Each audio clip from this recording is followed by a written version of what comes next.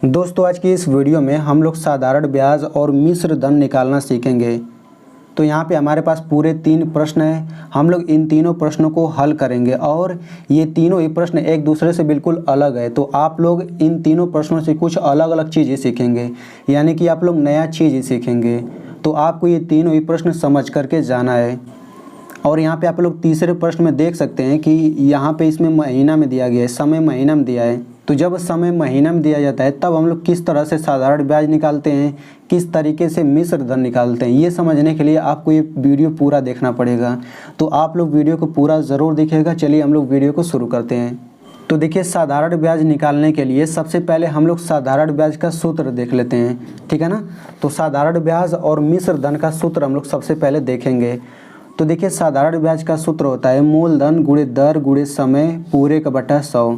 तो हम लोग इसी सूत्र से साधारण ब्याज निकालेंगे और मिश्र धन निकालने के लिए हम लोग इस सूत्र का प्रयोग करेंगे। मिश्र धन का सूत्र होता है मिश्र धन बराबर मूलधन प्लस ब्याज, यानी कि हम लोग यहाँ पे जो साधारण ब्याज निकालेंगे वही इसमें हम लोग जोड़ देंगे तो हमारा मिश्र धन आ जाता है, ठीक है। तो हम लोग यहाँ पे कुछ हिंदी का अंग्रेजी भी जान लेते हैं ताकि जो इंग्लिश मीडियम के बच्चे हैं वो भी आसानी से समझ सकें। तो देखिए, साधारण ब्याज को इंग्लिश में कहते हैं सिंपल इंटरेस्ट और इसको शार्ट में हम लोग SI से दिखाते हैं। मूलधन को हम लोग प्रिंसिपल कहते हैं और इसको कैपिटल P से दिखाते हैं। दर को हम लोग रेट कहते हैं और इसको हम लोग स्मॉल r से दिखाते हैं, यानी कि डिनोट करते हैं। और मिश्र धन को अमाउंट कहते हैं, इसको कैपिटल A से डिनोट करते हैं। तो चलिए अब हम लोग ये समझ लेते हैं कि मूलधन क्या होता है। तो इसे आप लोग ध्यान से समझिएगा। जितना धनराशि हम बैंक में जमा करते हैं या जितना धनराशि बैंक किसी व्यक्ति को ऋण देता है यानी उधार देता है, वो धनराशि मूलधन कहलाता है। एग्जाम्पल के लिए मान लीजिए मैंने इस साल 1000 रुपये बैंक में जमा किया, तो वो 1000 रुपये अगले साल बढ़ करके कुछ ना कुछ अधिक हो जाएगा। मतलब कि मेरे बैंक में 1000 रुपये से कुछ ना कुछ अधिक हो जाएगा। मान लेते हैं कि 100 रुपये बढ़ गया, तो अगले साल कितना हो जाएगा, वो 1100 हो जाएगा। तो जो 100 रुपया बढ़ा है ना, उसी को हम लोग क्या कहेंगे, उसी को साधारण ब्याज कहते हैं। और जो 1000 मैंने जमा किया, उस 1000 को हम लोग क्या कहते हैं, उस 1000 को हम लोग कहेंगे मूलधन। और अगर पूरा को इकट्ठा किया जाए, यानी कि अगले साल मेरे बैंक में 1100 रुपये रहेगा, उस 1100 को हम लोग मिश्र धन कहते हैं। मिश्र धन क्यों कहते हैं, क्योंकि उसमें हमारा मूलधन भी है और उसमें ब्याज भी जुड़ा हुआ है, तभी तो वो 1000 से 1100 हुआ है। तो आई होप आपको बहुत ही अच्छे से समझ आ गया होगा। चलिए अब हम लोग सवाल को हल करते हैं। तो देखिए, सबसे पहला सवाल क्या है। इस सवाल में कहा गया है रमेश ने एक बैंक से 500 रुपये 4% वार्षिक ब्याज की दर से उधार लिया। 2 वर्ष बाद साधारण ब्याज की गणना कीजिए। मतलब 2 वर्ष बाद हमें साधारण ब्याज निकालना है। यानी कि आप लोग देख सकते हैं रमेश ने एक बैंक से 500 रुपये उधार लिया, तो 500 रुपये क्या हो जाएगा, मूलधन हो जाएगा। और दर हमेशा परसेंट में होता है, तो यहाँ पे दर बराबर क्या हो जाएगा, 4%। और यहाँ पे ये 2 वर्ष समय हो जाएगा। तो हमें साधारण ब्याज निकालना है, तो हम साधारण ब्याज वाला सूत्र लगा देते हैं। तो साधारण ब्याज बराबर होता है मूलधन गुणे दर गुणे समय बटे 100। इसी में सभी का मान रख लेते हैं। तो देखिए, मूलधन की जगह क्या रखेंगे, ये 500 रखेंगे, तो ये आप 500 रख लीजिए। फिर गुणा दर के जगह पे 4% है, तो हम कि यहाँ पे केवल 4 लिखेंगे, ये परसेंट नहीं लगाते हैं, केवल संख्या लिखते हैं। फिर गुणा समय के जगह क्या लिखेंगे, 2 वर्ष। यहाँ पे आप लोग ध्यान दीजिएगा कि समय हमेशा वर्ष में होता है, हमेशा साल में होता है। तो अगर यहाँ पे महीना रहेगा तो वो कुछ दूसरे तरीके से हल होगा, जो हम लोग इसी वीडियो में जानेंगे आगे। तो यहाँ पे ये हो जाएगा बटा 100। तो यहाँ पे सभी का मान रखने के बाद अब हम लोग इसको काट पीट के हल कर लेते हैं। तो यहाँ पे आप लोग ध्यान से देखिएगा कि ये मेन बटा है। तो एक रूल होता है काटने पीटने का कि इस बटा, ये बटन है, तो बटा के नीचे और ऊपर संख्या अगर रहेगा तो हम लोग नीचे वाली संख्या को ऊपर वाली संख्या से काट सकते हैं और ऊपर वाली संख्या को नीचे वाली संख्या से काट सकते हैं, लेकिन ऐसे सीधा सीधा कभी नहीं काट सकते हैं। तो देखिए, यहाँ पे 2 जीरो, यहाँ से 2 जीरो कट जाएगा, तो ऊपर क्या हो जाएगा, ऊपर बचेगा 5 गुणा 4 गुणा 2 और नीचे क्या बचेगा 1। तो इन सब का गुणा कर लेते हैं। तो 5 चौक 20 और 20 दूना 40 हो जाएगा और ये बटा 1 हो जाएगा। यानी कि अब जब नीचे 1 हो जाता है, उसको 1 को हम हटा सकते हैं, तो केवल ये कितना आ जाएगा, 40। अब देखिए, ये रुपया है ना, तो यहाँ पे ये 40 रुपये आ जाएगा। यानी कि साधारण ब्याज कितना हो गया, साधारण ब्याज 40 रुपये आ गया।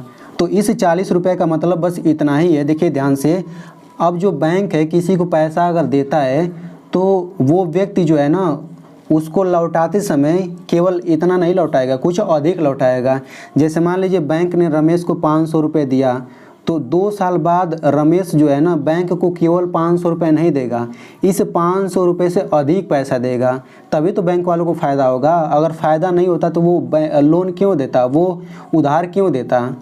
तो यहाँ पे जो साधारण ब्याज होता है यही 40 रुपया वो अधिक देगा, यानी कि रमेश जो है ना 2 साल बाद ये 500 रुपये तो देगा ही देगा, लेकिन ये 40 रुपये ब्याज भी देगा, यानी कि कितना रुपया देगा, पूरा 540 रुपया लौटाएगा। और 540 ही मिश्र धन कहलाता है। ठीक है, तो यहाँ पे हम चाहें तो मिश्र धन निकाल सकते हैं। तो मिश्र धन का सूत्र क्या होता है, मिश्र धन बराबर होता है मूलधन प्लस ब्याज। तो यहाँ पे मिश्र धन बराबर क्या हो जाएगा, देखिए मूलधन प्लस ब्याज होता है और मूलधन कितना है, मूलधन 500 रुपया है। तो यहाँ पे आप लिखिए मूलधन 500 रुपया, फिर प्लस ब्याज के जगह पे साधारण ब्याज लिखेंगे तो ये 40 हो जाएगा, यानी कि इसको जोड़ेंगे कितना आ जाएगा, ये हो जाएगा 540 रुपये। और जो मिश्र धन होता है इतना ही पूरा पैसा लौटाएगा। चलिए अब हम लोग दूसरा प्रश्न हल करते हैं। तो देखिए इस दूसरे प्रश्न में सवाल क्या कहा गया है, 1600 रुपये पर 3 सही 1/2 वर्ष का 5 सही 1/2% वार्षिक ब्याज की दर से साधारण ब्याज और मिश्र धन ज्ञात कीजिए। ठीक है ना। तो सबसे पहले यहाँ पे देखिए मूलधन 1600 रुपया हो जाएगा, क्योंकि देखिए इसमें बैंक के बारे में कुछ भी नहीं कहा गया है, मतलब ना तो उधार लिया जा रहा है और ना तो बैंक में पैसा जमा किया जा रहा है। तो जो शुरू में पैसा दिया रहता है वही मूलधन हो जाता है। तो यहाँ पे मूलधन हो जाएगा 1600 रुपये और यहाँ पे दर कितना हो जाएगा, दर ये वाला हो जाएगा क्योंकि परसेंट वाला दर होता है ना, और समय यहाँ पे 3.5 वर्ष हो जाएगा। ठीक है, तो इसी में सभी का मान रखते हैं। तो साधारण ब्याज बराबर सूत्र हमने लिख दिया, तो मूलधन की जगह क्या लिखेंगे 1600, तो यहाँ पे आप 1600 लिखिए, फिर गुणा। अब यहाँ पे दर की जगह पे हम लोग ये लिखेंगे 5 सही 1/2%। तो यहाँ पे देखिए ये मिश्रित भिन्न इसको कहते हैं, और जब भी सवाल लगाते हैं ना तो मिश्रित भिन्न को हम साधारण भिन्न में बदलते हैं। साधारण भिन्न का मतलब ये है कि उस भिन्न में केवल अंश और हर रहना चाहिए, लेकिन इसमें देखिए अंश 1 है हर 2 है, लेकिन यहाँ पे अलग से एक संख्या आ रहा है। तो जब अलग से संख्या आता है तो उसको मिश्रित भिन्न बोलते हैं, ये पूरा मिश्रित भिन्न है। तो जब भी सवाल लगाएंगे तो हम इसको साधारण भिन्न में बदल लेंगे। तो साधारण भिन्न में कैसे बदलते हैं, देखिए तिरछा से गुणा कर देते हैं, 2 5 10 और ऊपर वाला जोड़ लेते हैं, तो 10 1 11 और ये 2, यानी कि ये इसको कितना लिखेंगे 11/2 लिखेंगे, 2 5 10 1 11/2, यानी कि दर के जगह पे हम क्या लिखेंगे 11/2, फिर गुणा। अब समय के जगह पे, अब समय देखिए यहाँ पे मिश्रित भिन्न है तो साधारण भिन्न में बदलेंगे, तो फिर गुणा करिए, 2 3 6 6 1 7/2, तो समय के जगह पे 7/2 लिखेंगे। और यहाँ पे पूरे का बटा 100 है तो पूरे का बटा लिखिए और नीचे 100 लिखिए। अब इसके बाद हम लोग कैसे हल करेंगे, देखिए ध्यान से समझिएगा। यहाँ पे ये पूरा 1600 हो जाएगा, फिर गुणा। अब यहाँ पे देखिए यहाँ पर भी एक छोटा सा बटा आ रहा है, ये बटा, यहाँ पर भी बटा।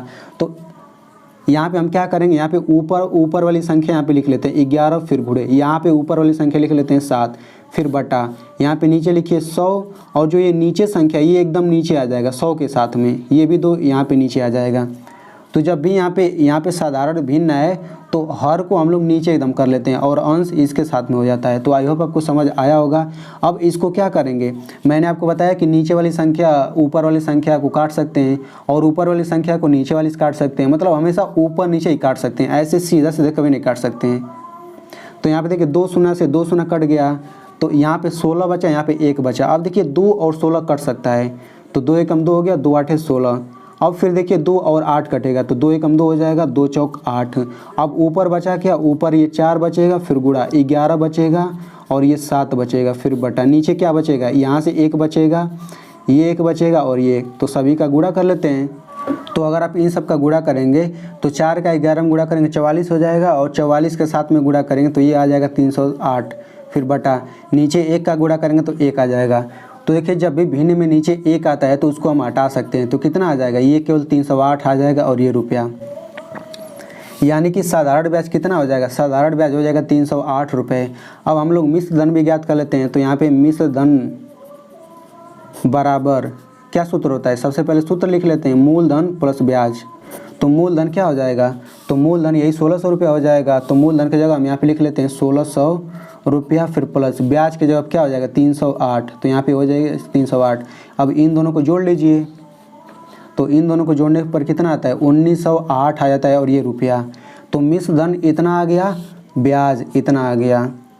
तो यहाँ पे हम लोग थोड़ा प्रैक्टिकल तरीके से भी समझ लेते हैं। तो देखिए इसका रियल में मतलब बस इतना ही है कि अगर हम लोग 1600 रुपया बैंक में जमा करते हैं तो 3.5 साल बाद हमारे बैंक में 1600 से बढ़ के 1908 रुपये हो जाएगा, ठीक है ना। यानी कि 1600 रुपये शुरू में हमने जमा किया था तो और 308 रुपये एक्स्ट्रा मिलेगा, अधिक मिलेगा। इसका रियल मतलब इतना ही है।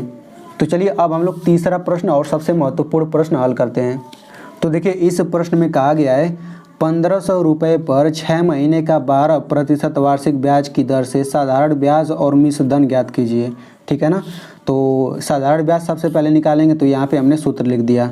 तो यहाँ पे मूलधन की जगह क्या लिखेंगे, मूलधन की जगह लिखेंगे 1500, फिर गुणा दर की जगह पे क्या लिखेंगे, ये 12 लिखेंगे, फिर गुणा समय की जगह पे यहाँ पे देखिए 6 महीना है।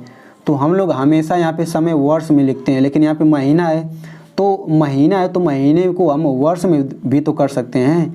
तो अगर आपको महीने को वर्ष में बदलना आता हो तो अब ये आपके लिए आसान हो जाएगा। देखिए यहाँ पे 6 महीने बराबर कितना वर्ष होता है, यहाँ पे मैं लिख देता हूँ। चलिए इसको मैं नीचे यहाँ पे लिख देता हूँ कि 6 महीने में कितना वर्ष होता है, ये सबसे पहले समझेंगे। तो देखिए महीने को वर्ष में बदलने के लिए हम लोग 12 से भाग देते हैं, यानी कि 6 महीने में 6/12 वर्ष होता है। 6 महीने में 6/12, बस बटा 12 लगा देना, वही वर्ष हो जाएगा। अगर आपसे कोई पूछे कि 6 महीने में कितना वर्ष होता है तो आप बस 5 के नीचे यहाँ पे 12 लगा देंगे, यानी कि 5/12 वर्ष होता है। ऐसे ही कोई आपसे पूछे कि 7 महीने में कितना वर्ष होता है तो आप बताएंगे 7/12 वर्ष। केवल आप 12 से भाग दे देंगे। 12 से भाग क्यों देना, क्योंकि एक साल में 12 महीना होता है। तो आई होप आपको समझ आ गया होगा। तो हम लोग यहाँ पे समय 6 महीना है तो 6 महीने को हम वर्ष में बदलेंगे तो कितना हो जाएगा, 6/12 हो जाएगा। और ये पूरे का बटा हम यहाँ पे 100 लिख लेते हैं। उसके बाद वैसे ही हल करेंगे तो ये हो जाएगा 1500। तो आप लोग इस सवाल को देखिए, मैं आपको इसके बाद एक सवाल दूंगा, आपको उसको हल करना रहेगा। तो यहाँ पे हो जाएगा 1500 गुणे 2 फिर गुणा। अब यहाँ पे मैंने आपको बताया कि जब यहाँ पे साधारण भिन्न आ जाए तो ऊपर वाला संख्या ऊपर लिख लेते हैं और नीचे वाली संख्या इस 100 के साथ गुणा हो जाएगा। तो ये हो जाएगा 100 फिर गुणा 12। अब नीचे वाली संख्या को ऊपर के साथ काटिए या फिर ऊपर वाली संख्या को नीचे के साथ। तो देखिए 12 कम 12, 12 कम 12, तो 12 तो कट गया। और यहाँ पे देखिए 2 शून्य से 2 शून्य कटा, तो ऊपर क्या बचेगा 15 फिर गुणा, यहाँ पे बचेगा 1 गुणा 6 बटा नीचे बचेगा 1 गुणा 1। तो यहाँ पे इन सब का गुणा करेंगे तो 90 हो जाएगा, फिर बटा 1, तो ये कितना आ जाएगा 90 रुपया। यानी कि साधारण ब्याज कितना आ गया 90 रुपये। और अगर आपसे मिश्र धन पूछे तो कितना हो जाएगा, तो मिश्र धन का सूत्र होता है मूलधन प्लस ब्याज। तो मूलधन कितना है 1500 रुपया, तो यहाँ पे 1500 हो जाएगा, फिर ब्याज के जगह पे ये 90, यानी कि कितना हो गया 1590 रुपये पूरा मिश्र धन हो गया। तो चलिए मैं अब आप लोगों को सवाल दे देता हूँ। तो यहाँ पे आप लोग सवाल देख लीजिए कि 800 रुपये पर 2 वर्ष का 5% वार्षिक ब्याज की दर से साधारण ब्याज की गणना कीजिए। यानी आपको साधारण ब्याज बताना है। तो देखते हैं कितने लोग सही जवाब देते हैं।